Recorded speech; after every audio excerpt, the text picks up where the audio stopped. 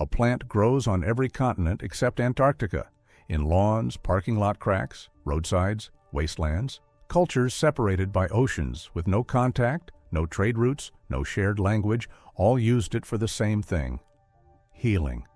It treated wounds, infections, inflammation, fevers, sore throats, viral infections, bacterial invasions, dozens of conditions with one plant. Studies confirm what ancient healers knew: it works. Then we called it a weed.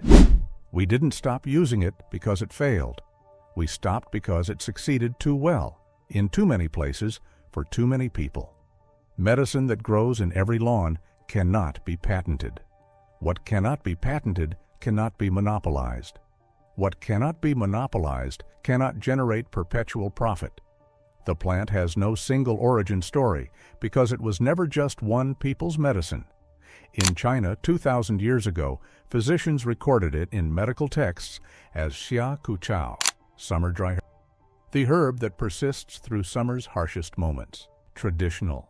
Chinese medicine practitioners used the flower spikes dried, brewed, prescribed for clearing liver fire. Their description of inflammation, fever, infections that manifested as red eyes, headaches, dizziness. In medieval Europe, monks grew it in monastery gardens. They called it Prunella, from the German Bräune, quinsy, a throat infection that killed through suffocation. The plant treated it, reduced the swelling, opened airways, saved lives. They called it self-heal, a herb that healed itself. Damage it and it regrew, cut it and it spread. But also a herb that healed by itself. No compounding required, just the plant, applied or consumed. Native American tribes across North America used it independently. The Blackfoot, the Cherokee, the Iroquois. No evidence they learned it from Europeans. For wounds, skin infections, internal inflammation. The plant is small, low-growing, creeping stems that root at nodes, rarely taller than a hand's width. The flowers rise on short spikes, tubular, two-lipped, purple to violet. The whole flower head no longer than a thumb. The size deceives. What matters is reach. Prunella vulgaris. The scientific name assigned centuries after cultures worldwide had named it. Vulgaris, common, widespread, ordinary, dismissive but accurate. It grew in meadows, forest edges, disturbed ground, lawns, roadsides. It thrived in conditions that killed domesticated herbs: poor soil, compacted earth, foot traffic, mowing. The plant responded to cutting by flowering lower, spreading wider, producing more seeds. In Europe, every village had it, gathered by peasants who couldn't afford physicians. In China, doctors prescribed it, but you didn't need to buy it. It grew in fields, along paths, in waste spaces. The pattern was identical across continents. Medicine requiring no agriculture, no ownership, no purchase. It existed where people lived. Yield was irrelevant. You harvested what you needed. The plant was perennial, returned every year. Cut the flower spikes in summer, and the plant survived, grew back, produced more. The medicine was the aerial parts: leaves, stems, flowers. Fresh or dried, made into tea, poultices, tinctures, compresses. Applied externally or consumed internally. Medieval European herbals listed it prominently. Not exotic, not rare, but essential. The medicine that saved lives too ordinary to record. This was baseline healthcare. Free, accessible, everywhere. The plant didn't spread through trade routes. It was already there. When explorers documented local medicine across continents, they kept finding the same purple-flowered herb. Different names, identical uses. Nicholas Culpeper, the 17th century English herbalist, listed its applications: wounds both green and old, inward wounds, spitting of blood, ulcers, inflammation of throat and mouth. The list continued for paragraphs. In Chinese medicine, texts from the Tang Dynasty through the Ming Dynasty consistently recommended it for heat, conditions, swelling, infection, inflammation. What made it irreplaceable was the combination: availability, safety, breadth of action. It grew in disturbed soil, the environments humans created. The plant was designed for human proximity. It worked consistently enough that cultures separated by oceans all kept using it. The placebo effect doesn't persist across 2,000 years and 6 continents if the medicine provides nothing. Safety was absolute. You could drink the tea daily, apply it liberally, give it to children. Overdose was essentially impossible. One plant served multiple needs: wounds, infections, inflammation, fever, diarrhea, sore throat, skin conditions. In traditional European medicine, vulnerary, astringent, antiseptic, febrifuge, tonic. 5 categories, 1 plant. Native American applications matched European and Asian uses without contact. Same plant, same medicine, discovered independently. The dominance was quiet, ubiquitous presence in the medicine of ordinary people. First-line treatment, safe, available, usually sufficient. For millennia, people gathered purple flower spikes from disturbed ground and made medicine for free. Medicine changed. Self-heal didn't. The 19th century brought pharmaceutical revolution. Chemists isolated active compounds from plants: morphine from poppies, quinine from cinchona bark, salicylic acid from willow. The age of single-molecule medicine. The pharmaceutical model demanded specificity. 1 chemical, 1 target, 1 dose. Standardization, predictability, patents. Self-heal was whole plant medicine, multiple compounds working together, effects that varied slightly, plant to plant, season to season. You couldn't patent it. It was a species, not an invention. You couldn't standardize it to pharmaceutical precision without destroying what made it work. More importantly, you couldn't sell it. It grew everywhere. Telling someone to buy dried self-heal when it grew in their yard was like bottling tap water. Possible, but pointless. Early pharmaceutical companies needed medicines that required them.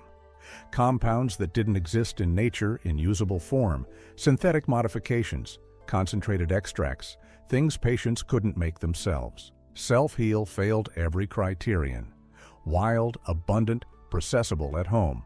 Dry it, brew it, done. As antibiotics emerged, first sulfa drugs in the 1930s, then penicillin in the 1940s, the old plant medicines fell away. Not immediately, not completely, but steadily. Doctors trained in the new pharmacology learned chemistry, not botany. They learned drug names, not plant names. Medical schools dropped herbal medicine from curricula. The knowledge became folk medicine, a term that sounded quaint, outdated, unscientific. Physicians prescribed antibiotics, standardized dose, predictable result, billable. The fact that antibiotics were more powerful was real. The fact that they were more profitable was also real. Both things could be true. By the mid-20th century, self-heal had become what its Latin name suggested: common. Not in the sense of ubiquitous and valuable, but in the sense of ordinary and dismissible. A weed. Lawn care companies listed it as an unwanted species. Herbicide labels marked it for elimination. Homeowners were taught to want uniform grass monocultures. Self-heal, with its purple flower spikes, was visual imperfection. The plant that had been medicine for millennia became the thing you sprayed. Medical journals stopped mentioning it. Herbalism became alternative medicine, a category that suggested lesser than, unproven, potentially dangerous. The irony? Doctors prescribed antibiotics freely while questioning the safety of tea from a plant humans had consumed safely for 2,000 years. The erasure was nearly complete. Not through banning, through dismissal. Scientists eventually tested it. Modern research began in the 1980s and accelerated in the 2000s. The findings validated millennia of use. The plant contains rosmarinic acid, ursolic acid, polysaccharides, tannins. The real power sits with rosmarinic acid and the triterpenoids. Rosmarinic acid is a potent anti-inflammatory. Studies show it inhibits complement activation, part of the inflammatory cascade causing swelling, pain, tissue damage. This validates traditional use for inflammation. Multiple studies demonstrate antiviral activity against herpes, simplex virus, HIV, influenza. Compounds in self-heal interfere with viral entry into cells and viral replication. A 2013 study found activity against herpes, simplex virus, type 1 and 2. A 2016 review noted effects against HIV-1. A 2019 study confirmed activity against influenza A. The plant doesn't cure these diseases, but demonstrates measurable antiviral action. Traditional use for viral infections had biochemical basis. Research confirms antibacterial properties against Staphylococcus aureus, E. coli, other common pathogens. The activity is moderate, but present and real. For wound healing, studies show extracts promote fibroblast proliferation. They reduce inflammation markers and demonstrate faster healing in animal models. Antioxidant activity is significant, comparable to vitamin C in some assays. Early research shows anti-cancer properties, with compounds inhibiting certain cancer cell lines. Ursolic acid shows particular promise. Toxicity studies show extremely low risk. The safety profile traditional healers discovered empirically was real. The science confirmed what people knew. It works. Not for everything, not as powerfully as targeted pharmaceuticals for acute crises, but reliably, safely, broadly. In the 1960s and 70s, the Back to the Land movement rediscovered herbal medicine. Self-heal reappeared in foraging guides. The revival stayed small, niche, counterculture. In the 1990s and 2000s, clinical herbalism grew. Practitioners prescribed self-heal for mild infections, inflammation, wounds, immune support. The herb never regained mainstream status. Research continued. Universities in China, Korea, Japan studied it extensively. PubMed now lists over 500 papers on Prunella vulgaris. The science exists. The validation exists. Prescription pads stayed blank. Doctors wrote prescriptions for amoxicillin, prednisone, ibuprofen. Pharmaceuticals with standardized doses, insurance billing codes, sales representatives. Knowledge survived in specific communities. Herbalists maintained plant identification skills. Traditional Chinese medicine practitioners never stopped using xiaku cow. Indigenous communities maintained knowledge where transmission survived. Foragers, wildcrafters, DIY medicine makers kept it alive. Recent interest has grown. Research on antivirals increased after SARS, MERS, COVID-19. Small farms began cultivating it commercially. YouTube herbalists taught identification to hundreds of thousands. The medical establishment ignored it through absence. Medical schools didn't teach it. Hospitals didn't stock it. Insurance didn't cover it. Doctors didn't learn it existed. The plant grew in hospital parking lots, pharmaceutical company lawns, next to pharmacies. Flowering, seeding, spreading. Recognition had become the rare thing, not the plant. Industrial medicine demands what self-heal cannot provide. Exclusivity. Pharmaceutical drugs require patents. 20 years of market monopoly, time to recoup research costs and generate profit. Self-heal is a species. You cannot patent a species. Any company that invested in research would immediately face competition from every other company, plus people harvesting it themselves. Medicine demands standardization. Every pill identical, every dose precise. Self-heal varies plant to plant, season to season, soil. The variation is minor. Active compounds stay within ranges, but within ranges doesn't meet pharmaceutical standards, demanding 95 to 105% of labeled content. Supply chains require controlled production. Farms, contracts, predictable harvest. Self-heal grows wild. Yes, it can be cultivated, but why buy cultivated when wild is everywhere? The plant's abundance, its greatest advantage as folk medicine, is its greatest liability as commodity. Medical culture requires credibility markers, FDA approval, clinical trials, multi-million-dollar studies.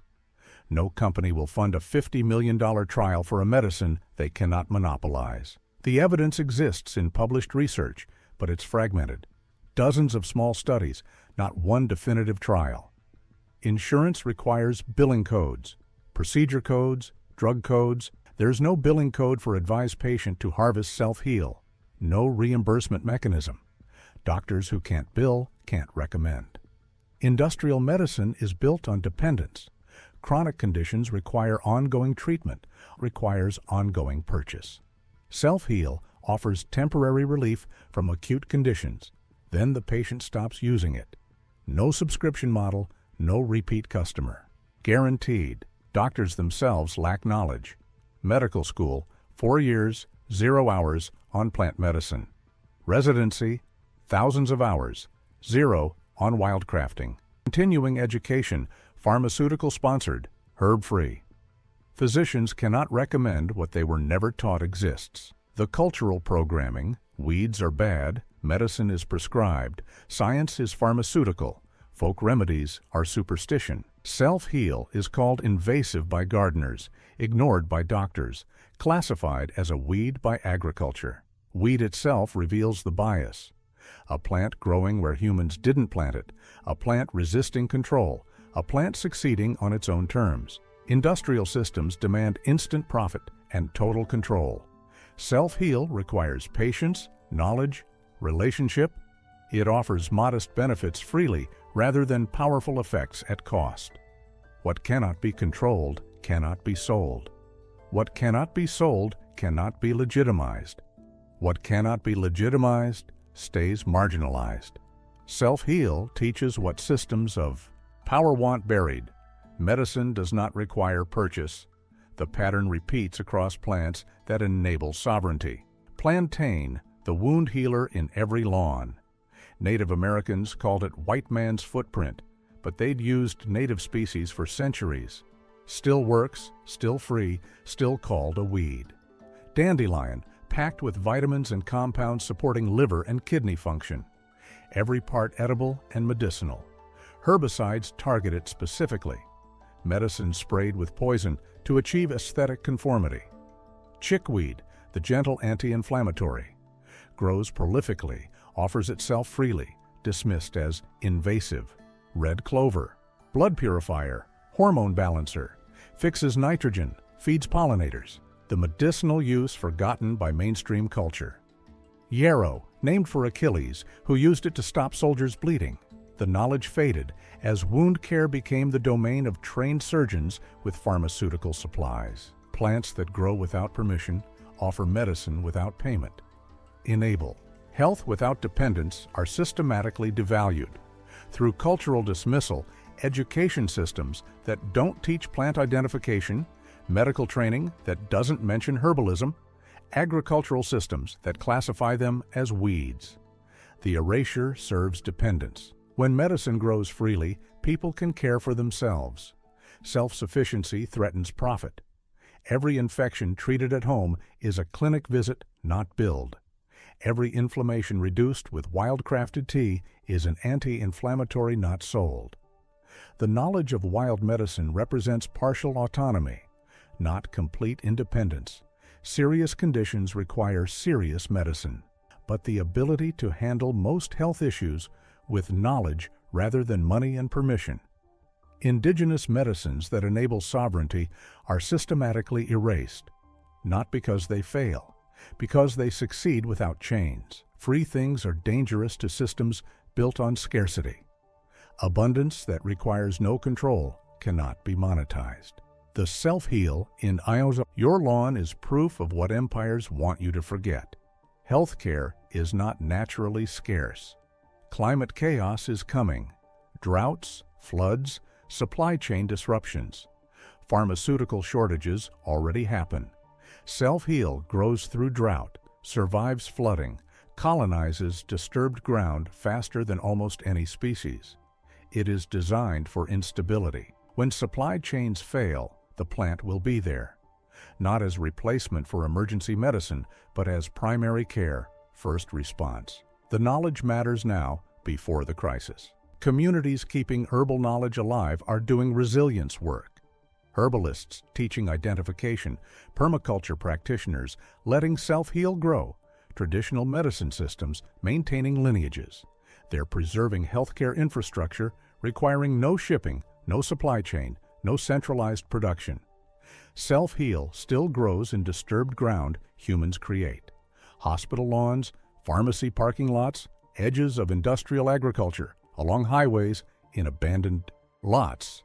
Waiting. The plant has survived because it cannot be killed. Mow it and it flowers lower. Spray it and seeds remain viable for years. Dig it up and root fragments regenerate. Persistence is the lesson. Quiet refusal to disappear. The Chinese called it xia ku chao, the herb that endures summer's heat. Europeans called it self-heal, the plant that heals itself. The meaning is consistent. Resilience. The knowledge lives in herbalists who never stopped teaching, in traditional Chinese medicine practitioners who never stopped prescribing, in foragers who never stopped gathering, in every person who learned to identify purple flower spikes and make tea. We did not lose self-heal. We just stopped looking down. It's still there, in every lawn, every disturbed patch, every forgotten corner. This plant teaches through persistence, through refusal to disappear, through offering medicine freely to a world that insists medicine must be purchased. Abundance does not require control.